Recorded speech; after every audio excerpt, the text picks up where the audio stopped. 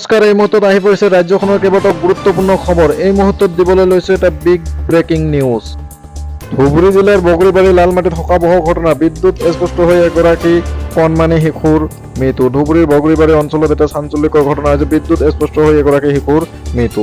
পৰৱৰ্তী খবৰটো হৈছে চিৰাঙৰ বিজনীত অক্সিগুৰিত SSB বন বিভাগৰ যৌথ অভিযান, দুডাল দুষ্প্ৰাপ্য কেঁকো সাপৰ সৈতে দুগৰাকী সৰ্বৰাকীৰ গ্ৰেপ্তাৰ।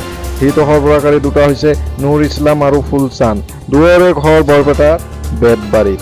পৰৱৰ্তী খবৰটো দিবলৈ ওলাইছো, সমষ্টি পুনৰ নিৰ্ধাৰণক লৈ সৰ্বোচ্চ ন্যায়ালয়ৰ বৃহৎ সিদ্ধান্ত, অব্যাহত থাকিব সমষ্টি পুনৰ নিৰ্ধাৰণৰ প্ৰক্ৰিয়া। পৰৱৰ্তী খবৰটো হৈছে গোলাঘাটৰ নৃশংস হত্যাকাণ্ডৰে জড়িত নাজিবুৰ ৰহমানৰ আত্মসমৰ্পণ। গোলাঘাটৰ নৃশংস হত্যাকাণ্ডৰে জড়িত নাজিবুৰ ৰহমানৰ আত্মসমৰ্পণ। পৰৱৰ্তী খবৰটো হৈছে বসন্ত ডেকাচাৰীৰ জীৱনৰ আটাইতকৈ মূল্যৱান সময়খিনি আছুক দিছে।